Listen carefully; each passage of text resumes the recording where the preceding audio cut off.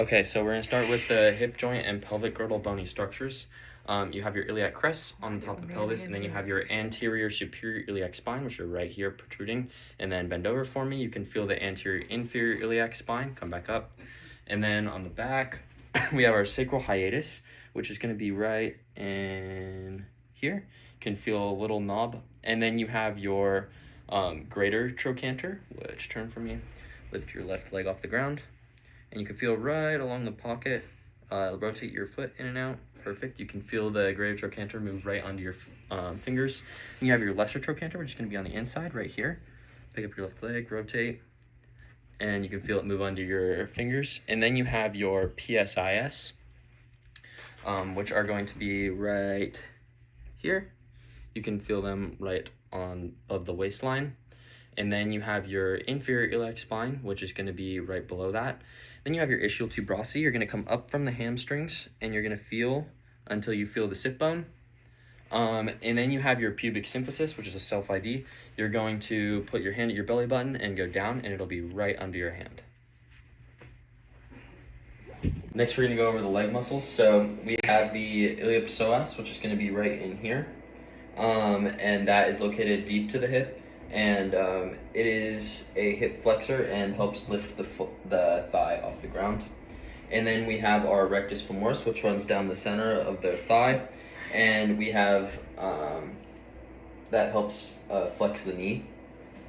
And then we have the sartorius, and the sartorius runs diagonally across the leg, and that is to flex and laterally rotate the hip.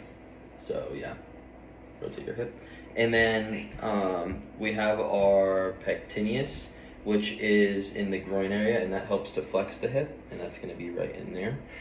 And then we have our adductor brevis, which is in the inner thigh, and it is deep to the longus, and that is right in there. Obviously not going to palpate that. And then we have our adductor longus, which is even more inside that, and then the magnus is on the back side. You turn around. Oh, sorry. Adductor magnus is going to be right there. And then you have your gracilis, which runs down the inner thigh right in here. And then you have your semitendinosus, which is the back of the thigh, and that is where your hamstrings are. And then we have your semimembranosus, which is deep in the back of the thigh, and that helps to flex the knee. And then we have our biceps femoris. Turn around for me again. Biceps femoris is going to run down the back of the leg right here on the back of their thigh.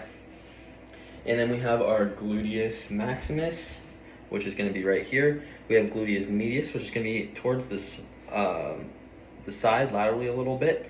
And then the gluteus minimus is deep to the gluteus medius, and those are for helping to walk and stabilize your pelvis.